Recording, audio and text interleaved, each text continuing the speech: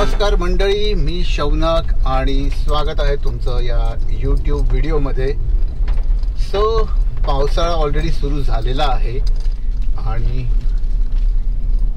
पावसाळ्यातला पहिला माझा हा कारो vlog, moto vlog in short. तर आता मी निघालेलो आहे ऑफिससाठी. अशी ब्लाइंड टर्न्सवर लोक जे गाड्या उभ्या करतात ना, इट्स ऑलवेज व्हेरी रिस्की.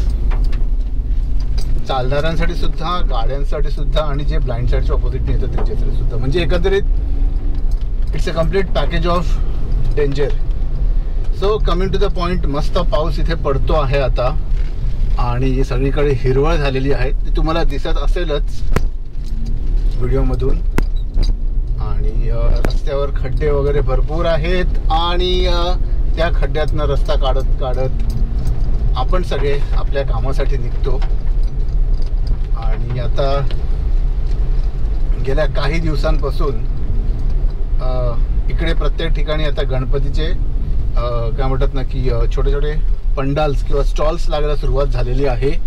कारण पुढच्या महिन्यात गणपती आहेत आणि त्यामुळे जुलैच्या फर्स्ट वीकपासून आय गेस त्यांनी स्टॉल्स लावायला सुरुवात केलेली आहे. तर आता मी निघालेलो आहे ऑफिसला आणि वाघबीळ नाक्याच्या इकडे आहे. तुम्ही रस्ता बघू शकतात, काय घाणेरडा आहे. पेवर ब्लॉक्स आणि हे डांबरी रस्त्याचं जे काय मिक्सचर आहे, इट्स हॉरिबल. आणि इतकी अनइवन आहेत त्या लेवल्स की 4 व्हीलर तरी त्यातल्या तर थोडीशी सर्व्हाइव्ह करेल, बट 2 व्हीलर्स आणि सायकल्स वगैरे जर कोणी पोरं सायकल चालवत असेल तर त्यांच्यासाठी खूप खतरनाक आहे हे. त्याचबरोबर रिक्षा ड्रायव्हर्स पूर्ण स्वतःची गाडीची वाट लावणार आहेत ते सगळ्याच्यातनं घेऊन. तर बघा, खड्डेमय रस्तामय खड्डे. तर ह्याच्यातनं रोज वाट काढत कितीतरी लोक ऑफिसला जातात. सगळ्यांसाठीच वर्क फ्रॉम होम पॉसिबल नसतं, बट क्या करेंगे, सब कंधा है पर धंदा है ये. Guys, jokes apart, but yes, रस्त्याची परिस्थिती तशीच घाणेरडी आहे. आणि ना एक गंमत काय माहिती आहे, मी ना आता रिसेंटली यूट्यूबवर ना सगळे झी मराठीवरचे जुने सिरियल्स वगैरे बघतोय. आणि त्यात काल की परवा आम्ही तो एक एपिसोड बघत होतो, श्रीयुत गंगाधर टिपरे. त्याच्यात ते लोक असे जोकमध्ये म्हणतात की रस्त्यावर किती खड्डे आहेत.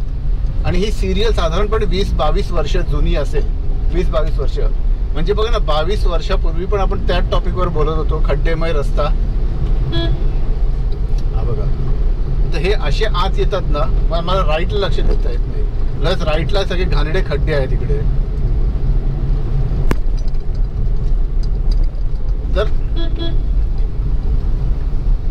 तर तेव्हाही खड्ड्यांचा प्रॉब्लेम होता, तेव्हाही खड्डे हा प्रॉब्लेम होता, आताही खड्डे हा प्रॉब्लेम आहे. आणि एकंदरीत इट इज असं वाटतं की गेल्या 22 वर्षात काहीच खड्ड्यांवरचं सॉल्युशन या लोकांनी काढलेलं नाही आहे. It's really funny. तर एनिविच वेज हे तर ऑनगोईंग काय म्हणतात की प्रॉब्लेम्स आहेत. आता इथे या पातलीपाड्याच्या फ्लायओव्हरवर बघा, हे बघा, खड्डे झालेले आहेत. म्हणजे फ्लायओव्हर्स कशासाठी बांधतात, बेसिकली की जो ट्रॅफिक होतो खालती सिग्नलच्या इकडे, त्याला बायपास करण्यासाठी वगैरे फ्लायओव्हर्स बांधले जातात. आणि हेच फ्लायओव्हरची परिस्थिती इतकी घाणेरडी आहे. सगळ्यात जास्त जीवाला धोका असतो या 2 व्हीलर्सवाल्यांच्या. कारण ही लोक साईडने निघून जातात आणि हे असे साईडने ओव्हरटेक करताना कधी एका अनोळखी ठिकाणी जर खड्डा आला तर मग तुमची वाट लागते. त्याचबरोबर तुम्ही जेव्हा 2 व्हीलर्सवाले अशा साईडने ओव्हरटेक करतात, आम्ही जर 4 व्हीलरमध्ये आहोत तर मला राईट साईडलाही लक्ष ठेवावं लागतं. तर हे असे काही प्रॉब्लेम्स आहेत जे जेन्युइन आहेत. त्यामुळे हे बघा, आता इथे परत पाणी साठतं आणि हे सगळं पाणी फवारासारखं उडतं, लिटरली फवारासारखं उडतं. पण याचं काही सॉल्युशन नाहीच आहे. तर आता आज तरी ट्रॅफिक कमी आहे आणि त्यामुळे जरा स्मूथली जातो. आता नॉर्मली हे सगळे रोड्स एवढे पॅक असतात कंटेनर्सनी, साधारण 12च्या नंतर एकदम भयानक पॅक होऊन जातात. सो आता फायनली आपण आलेलो आहोत ब्रह्मांडला. आणि ब्रह्मांडला पण इथे राईट साईडला घाणेरडा प्रकार आहे खड्ड्याचा. म्हणजे खड्डे बुजवण्यासाठी त्या खड्ड्यावर इतकं काय ती लोक भर टाकतात की त्याचीच लेवल वाढते. मग तो प्लेन रोडपेक्षा कधी खालती असतो, कधी प्लेन रोडपेक्षा अति वरती जातो. ते भर जे काय टाकतात ते anyways what ever it is. आणि सगळे ट्रॅफिकमध्ये एवढे फ्रस्ट्रेटेड असतात की एकमेकांना चिरून जातात सगळे पुढे ट्रॅफिकमध्ये सुटल्या. बट याच्यात काहीच फायदा नाही, आपल्याच गाडीचं नुकसान करून घेतल्यासारखं येते. तर हे सगळं तर चालूच आहे, खड्ड्यात भर टाकणं आणि हे आणि ते.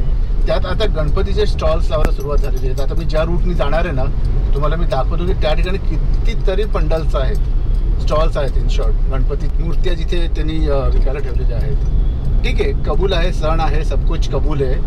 पण आता तुम्हाला मी दाखवतो आणि त्याच्यावर जरा आपण नंतर 2 मिनटं गप्पा मारूया. तर बघा, आता मानपाड्याच्या इकडे आहोत आम्ही खालती. एक जॅम ऑलरेडी एक लाईन ब्लॉक आहे, त्यांनी समोरने लाईन सुरू केलेली आहे. म्हणजे तुम्ही काय डोकं लावून तुम्ही इकडे मेंटेन करतात मला तेच कळत नाही. ट्रॅफिक तिकडनं ती लाईन सुरू होते लेफ्टनी. अरे एक चौक तरी क्लिअर करा ना पहिला. हे बघा, आता कुठून येतात ते सर्व्हिस रोडमधनं घुसत आहेत. So coming to the point, आता इथून पुढे तुम्हाला एवढे मंडप दिसणार आहेत जिथे गणपतींच्या मूर्तींची विक्री होणार आहे. आणि एक म्हणजे मी आता गेले जवळपास 20 वर्ष घोडबंदर परिसरात राहत आहे आणि गेल्या 20 वर्षात मी बऱ्याचदा याच रूट्सवरनं ये जा केलेली आहे बऱ्याचदा. तर हे इतके सगळे स्टॉल्स वगैरे त्या काळी नव्हते, हे आता अचानक वाढलेले आहेत. गेला मी म्हणून 5 वर्षात झालं असेल, 5 वर्षात, जास्त पण नाही. आणि त्याच्या मागचं कारण असं आहे की एक तर लोकवस्ती वाढलेली आहे आणि आता असं झालं आहे की घरी गणपती आणणं म्हणजे पण एक काय म्हणतात त्याला, एक फॅशन झालेलं आहे असं. तर मी म्हणतो कसं आहे की गणपती आपल्या घरी पारंपरिक होते किंवा वडिलोपार्जित होते की आमच्या घरी गणपती असतो 5 दिवसांचा, काही लोकांकडे गौरींबरोबरचा असतो, काही लोकांकडे 1.5 दिवसाचा असतो, 10 दिवसांचा, 21 दिवसाचा, असे अनेक लोकांकडे हे असतात. गणपती पहिल्यापासून असतात. तर बघा, आता डाव्या त्याला स्टॉल्स आहेत. ठीक आहे, आणि हे केवढे आहेत बघा, हे ऑलमोस्ट एक 10 गाड्या उभ्या राहतील एवढे हे स्टॉल्स आहेत. ठीक आहे, आणि सगळीकडे त्यांनी नो पार्किंग असे बोर्ड वगैरे लावलेले आहेत. प्रॉब्लेम हा नाही आहे की तुम्ही स्टॉल्स लावलेले आहेत, प्रॉब्लेम हा आहे की जिथे मिळेल जागा तिथे स्टॉल्स लावलेले आहेत ट्रॅफिकचा विचार न करता. अचानक पावसाने जोर धरला आहे. So coming to the point, आता हे बघा, ही अशी इथे पार्किंग लावून ठेवलेली आहे. अँड गणपतीच्या वेळेला अशी येण्यासारखी पार्किंग लोकांनी केली तर कसे तुम्ही इथे लोक येऊन त्यांचे बाप्पाला घ्यायला येणार आहात तुम्ही. बरं, हा एक झाला. हा तर एक मी जो दाखवतो तो एक छोटासा झलक आहे. असे पूर्ण घोडबंदर परिसरात अनेक ठिकाणी असे स्टॉल्स लागलेले आहेत. आणि जसं मी म्हणालो की लोकवस्ती वाढली त्यामुळे पब्लिक आलं, डिमांड वाढला, सप्लाय आला. आणि आता पूर्वी कसं होतं, जसं मी म्हणालो की परंपरेनुसार लोकांकडे गणपती येत होते, काही लोकांचे 1.5 दिवसांचे वगैरे असे. आता असं झालं आहे की चले पापा उनके घर पे भी है तो हम भी लाते हैं घर पे गणपती. त्यांच्याकडे आहे, किती प्रसन्न वाटतं. आपण आपल्या घरी का नाही गणपती बसवत. मग 1.5 दिवसावाल्यांचा ह्याच्यात जास्त डिमांड वाटते. मग 1.5 दिवस तुम्हाला गणपतीचं सगळं करायचं असतं. आणि आजकाल कॉर्पोरेट कल्चर असं आहे आणि त्यातून फॉरेन कंपनीज असतील तर तुम्हाला गणपतीची पण सुट्टी मिळणं मुश्किल होतं.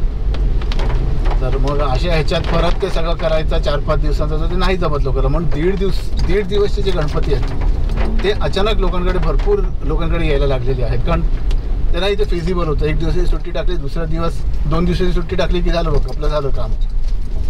बट देन आणि मग अशा वेळेला लोक एकत्र येतात, भेटतात वगैरे. पण मग हे सगळं त्याची डिमांड पुरवण्यासाठी एवढे सगळे स्टॉल्स लागतात. मग बरं, स्टॉल्स लावतायत, लावा, ऑब्व्हियसली आपला सण आहे. तुम्ही लावला स्टॉल, त्याच्यामुळे तुम्ही 3 लेनचा रोड 2 लेनचा केला. आता 1 जुलैपासून माझ्यामध्ये सगळीकडे स्टॉल्स लागायला सुरुवात झालेली आहे. आणि मी म्हणतो की एंड गणपतीच्या दिवसात जेव्हा लोक इथे गणपती घ्यायला येतील, ऑब्व्हियसली तिथे काय जगजाहीर सुट्टी नसते. लोक आपल्या कामावरनं आल्यानंतर मग गणपती घ्यायला येतात. काही लोक संध्याकाळी 6 वाजता येतात, काही लोक रात्री 11 वाजता येतात, 12-1 वाजेपर्यंत पब्लिक आदल्या दिवशी गणपती घेऊन जाते. काही लोक सकाळी येतात. तुम्ही इमॅजिन करू शकता, तर 10 स्टॉल्स लाईनीत आहेत, ते सुद्धा मेन रोडवर. अशा वेळेला समजा 10 गाड्या जरी आल्या ते गणपती घेण्यासाठी, ते कुठे पार्किंग करणार आहेत? त्या रोडवर तिकडे जागा पण नाही आहे पार्किंग करायला, त्या रोडवर काही सुविधा नाही आहे, पे अँड पार्कचा ऑप्शन नाही आहे, तुमच्याकडे काहीच नाही आहे. तुमच्याकडे फक्त ती स्टॉल्स आहे जिकडून तुम्ही या गणपती घ्या आणि घरी जा, बस तो एकच ऑप्शन तुमच्याकडे राहतो. दॅट्स इट, बाकी काहीही नाही.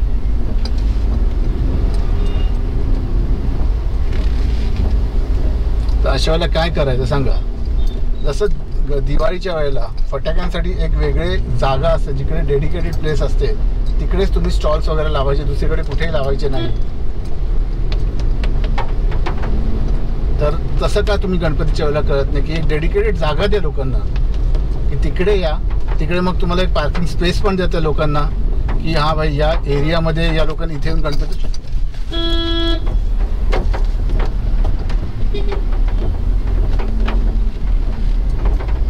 काय झालं देवाला माहिती अचानक.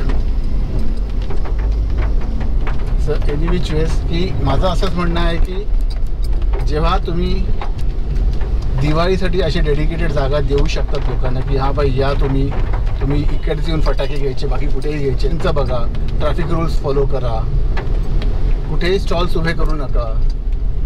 कारण त्या दिवशी एवढा प्रेशर येणार आहे ट्रॅफिकचा.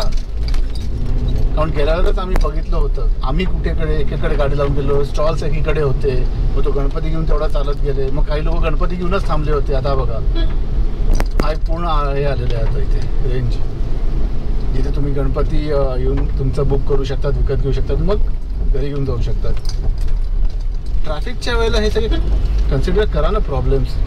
लोकांना किती हे येतात, आणि हे इतर लोकांचं सोडूनच द्या, तुम्ही स्वतः जेव्हा गणपती घ्यायला गेल तुम्ही ट्रॅफिकमध्ये अडकून बसाल, तुमची चिडचिड होईल. मग कशाही गाडी पार्क करायच्या, मग आपलाच सण आहे म्हणून त्या आयटीत मिरवायचं. अरे आपला सण आहे, तो सण सणासारखा साजरा करायचा, लोकांना त्रास देऊन नाही. हमको कोण रोकेगा वगैरे ॲटिट्यूड नाही दाखवायचा. गणपती हा विघ्नहर्ता आहे, तो लोकांचे विघ्न दूर करायला येतो.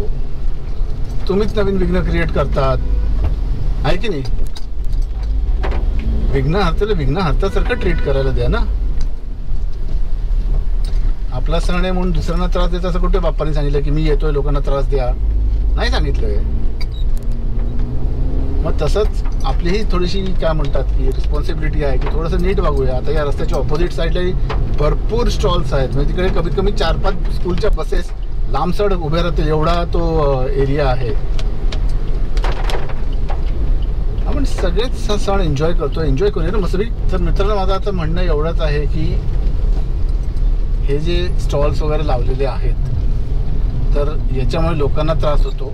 त्या लोकांमध्ये आपण सुद्धा असतो जे इथे गणपती घ्यायला येतो, आणि त्याच्यानंतर रेग्युलर जे कम्प्युटर्स आहेत, बस ड्रायव्हर्स आहेत, ट्रकवाले आहेत, ह्या लोकांना पण त्रास होतो.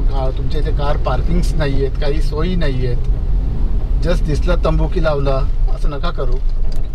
तर हीच एक माझा एक सजेशन असेल की जसं आपण फटाक्यांच्या ह्याच्यासाठी एक डेडिकेटेड प्लेस देतो, डेडिकेटेड एरिया देतो, द्या ना त्यांना 1.5 महिन्यासाठी डेडिकेटेड जागा घ्या त्यांच्याकडनं. लमसम काही चार्जेस, ऑब्व्हियसली स्टॉल्स लावतात, म्हणजे तुम्ही काहीतरी तुमची हे असणार, TMC परमिशन वगैरे असणार, मग तशी द्या ना. म्हणजे सगळी लोक एका ठिकाणी जातील, तिकडे तुम्ही मग तुम्हाला नीट तिकडे पार्किंगची अरेंजमेंट करता येईल, नीट ट्रॅफिक कंट्रोल करता येईल, बरंच काही तुम्हाला नीट एका ठिकाणीच कॉन्सन्ट्रेट करून करता येईल. मग